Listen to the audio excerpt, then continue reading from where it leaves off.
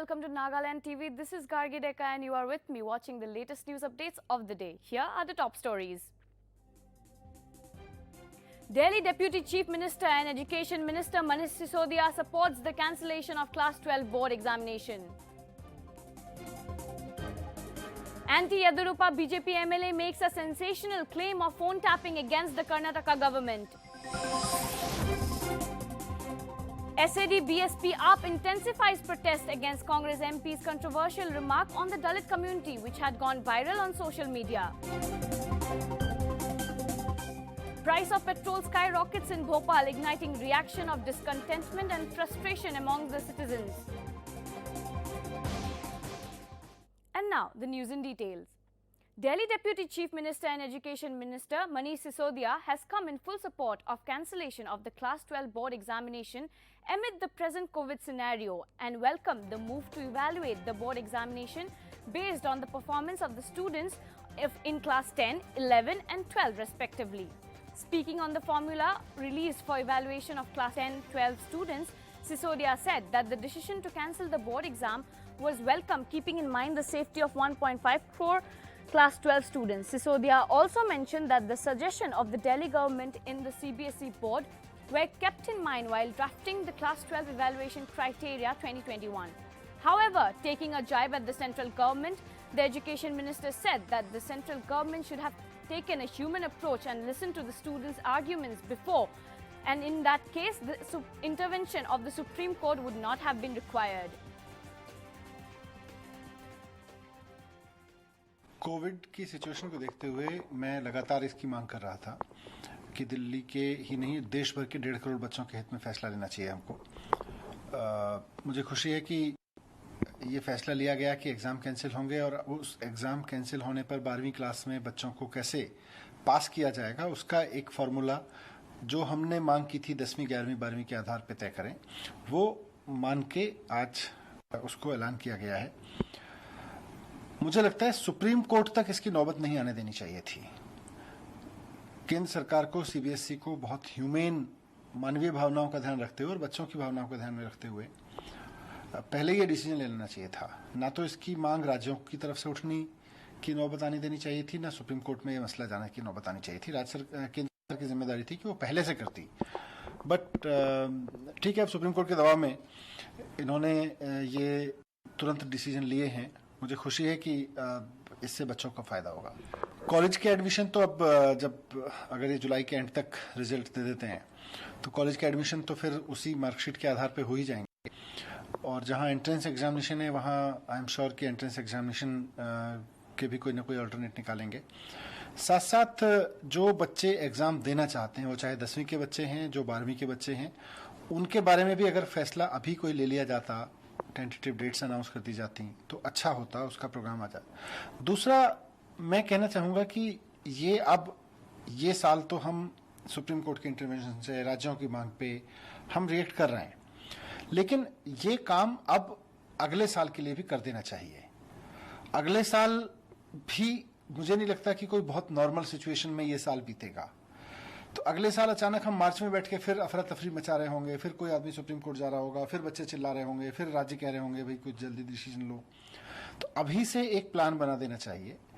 और ऑनलाइन अगर partial school खुलते हैं, पार्शल स्कूल कैसे खुल सकते हैं, उसमें मान लीजिए खुलते हैं तो उस वक्त कैसे असेसमेंट हो सकते हैं, प्रैक्टिकल्स कैसे होंगे और कैसे प्रोजेक्ट सबमिट होंगे, इन सब की एक योजना कोरोना की रियलिटी को स्वीकार करते हुए, पेंडेमिक सिचुएशन की रियलिटी को स्वीकार करते हुए अभी इस साल जारी कर देनी चाहिए, well in advance. Amid the rising discontentment against the present chief minister by some members of the cabinet, BJP MLA Arvind Belar has accused the government of tapping his phone, due to which he was receiving phone calls from a prisoner. The MLA accused the state government of tapping his phone and questioned how a prisoner could know about his whereabouts when his phone was not monitored. The MLA further claimed that he had not written to the Home Minister, who denied receiving any such complaints as such made by the MLA. On being asked about the matter by media person, the Home Minister responded that he had directed the Bangalore Police Commissioner to investigate the matter and further action would be initiated if proven true.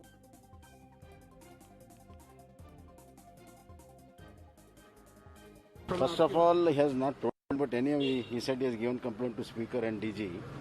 I have asked Bangalore Police Commissioner to look into the matter and inquire and get all the details. And if anybody has done it, book him. That's what I have told. Such allegations by the phone tapping and all on the government is a serious issue. Now, see, whenever there is such issue, we will inquire. And if it is truth, then we will take action. If there is no truth, then what seriousness about it?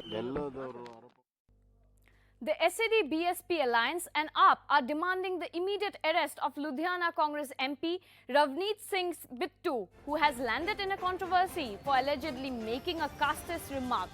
The SAD BSP Alliance, led by former Cabinet Minister Daljit Singh Chema and Gulzar Singh Ranike, submitted a complaint to the Ludhiana Police Commissioner seeking an FIR against Bittu and an immediate arrest. Daljit Singh Chema also cautioned the police should not try to save the Bittu case given the grounds that he is from the ruling party. The protester further maintained that the remark had gone against the constitution and Sikh ethos and culture. देखिए, ये सिख संगत के साथ बार बार ज्यादती हो रही है। पहले श्री करतारपुर साहब का कॉरिडोर है, वो इतने सालों की मेहनत के बाद बना था। अब सभी धार्मिक स्थान खुले हैं तो उसकी आवाजाही जो है वो बंद कर रखी है। कभी हिंदुस्तान की गवर्नमेंट परमिशन नहीं देती, कभी पाकिस्तान की गवर्नमेंट परमिशन नहीं देती। तो अभी जो नई बात आप बता रहे हैं कि महाराजा रणजीत सिंह के उत्सव के ऊपर जो जथा उसको पाकिस्तान गवर्नमेंट ने परमिशन देती, तो ये सभी चीज़ें बहुत दुखदायक है। क्योंकि लोगों की इच्छा होती है, हमारे बहुत से धार्मिक स्थान उधर हैं, बहुत से और इम्पॉर्टेंट स्थान उधर हैं, तो ये आवाजाही जो है रोकनी नहीं चाहिए।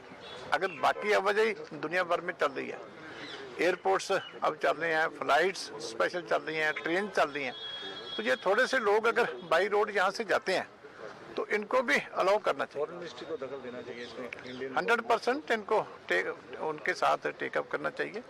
लेकिन ये उनके साथ तो तब टेकअप करेंगे ना जब खुद करतारपुर कॉरिडोर के मामले में खुद अपना भी डिसीजन लेंगे। अब ये उनके साथ टेकअप करेंगे तो वो बोलेंगे कि आप श्री करतारपुर साहब कॉरिडोर तो खोल नहीं रहे। तो इनको अपना भी ठीक करना चाहिए, उनके साथ टेकअप करना चाहिए कि वो भी ठीक करें। आवाजाही चलनी चाहिए, ये संगत की मांग है। आप अकाली दल से या एसजीपीसी की तरफ से डिमांड करेंगे कि नहीं, 100% हमने एक बार थोड़ी, हमने तो बार बार डिमांड किया, बहुत बार जो एक्शन ऑफ मिनिस्ट्री से टेकअप किया। एसजीपीसी तो लगातार ही करती है, अब भी करेगी। पूरी सरकार लापता है। सरकार का पोस्टर लगना चाहिए कि 4.5 साल से पंजाब में सरकार लापता है और जानबूझकर लापता है। लोगों की बात कोई पूछने वाला नहीं है। जिस तरह से तो ये तो 1-2 के पोस्टर लगवा के बाकी सरकार का फायदा कर रहे हैं। सबसे पहले तो मुख्यमंत्री लापता है। मिनिस्टर कहाँ है? कोई इतनी बड़ी महामारी हुई, कोई लोगों के पास आके खड़ा हुआ और इतनी मुश्किलें हैं हर रोज, कोई भी पब्लिक का हाल पूछने नहीं आता। इसलिए गवर्नमेंट नाम की तो कोई चीज ही नहीं है पंजाब में। तो गवर्नमेंट लापता है, इंडिविजुअल का कोई मैटर नहीं है। जो असली बात है, Bhopal has been grabbing headlines for its exorbitant prices of petrol. As of today, the price of petrol in Bhopal stands at rupees 105.15. Petrol prices in Bhopal have been turning more exorbitant, with the government revising the price every single day. The sharp rise in the price of petrol has been faced with angst and dissatisfaction from the citizens. With the pandemic continuously inflicting reduction in their income and prices of other goods and services rising sharply, the hike in the price of petrol has added to the misery of the people. Petrol के जो rate हैं वो काफ़ी ज़्यादा increase हो रहे हैं। इससे डे टू डे लाइफ में काफ़ी प्रॉब्लम फेस करनी पड़ रही है, क्योंकि सैलरी तो कोई इंक्रीज़ होती नहीं है, लेकिन पेट्रोल हो गया, आप सिलेंडर देख लीजिए, हर चीज़ में रेट बढ़ रहा है। तो हर सेक्टर में हमें प्रॉब्लम फेस करनी पड़ रही है। पेट्रोल दामों को लेके तो सभी अभी परेशान है। एक्चुअली इतना है कि मैनेज कैसे करेगा इंसान, वही कंटिन्यू बढ़े जा रहा है। अब कितना पेट्रोल डलाएगा इंसान? जहाँ 1 लीटर 100 से ऊपर हो गया, पहले कितना कम था, वो भी कुछ साल में ही, मतलब कुछ साल में देखोगे आप, पहले 70 था, 65, 70, 80 इतना ही चल रहा था, बट इतनी जल्दी इतना ज़्यादा हाई हो गया है, कोई कंट्रोल ही नहीं है, ऐसा लग रहा है। वो चाहे किसी का भी जीवन हो, हम सब यहाँ जितने भी लोग खड़े हैं ना, सब जीवन इससे बदहाल ही है और बहुत बुरी स्थिति है। आप 1 रुपये भी आपकी लाइफ में बढ़ते हैं ना, तो आपकी कमाई तो 10 पैसे घट ही रही है। तो उससे जीवन क्या होना और वो आप भी समझते हैं और मैं भी समझता हूँ। आप स्वयं मीडिया में हैं तो आपको ये चीज़ तो समझ में आ रही होगी कि आप लोग भी वही दिन गुजार रहे हैं। Defence Minister Rajnath Singh on Friday visited the historic Kamakhya temple in Guwahati to offer his prayers.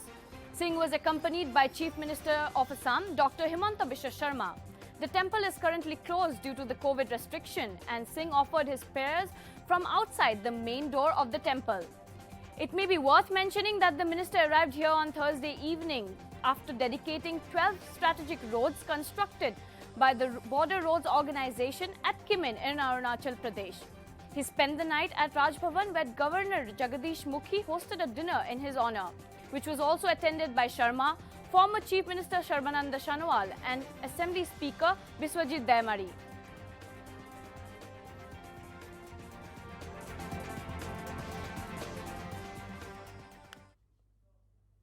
That is all for today. Keep watching Nagaland TV.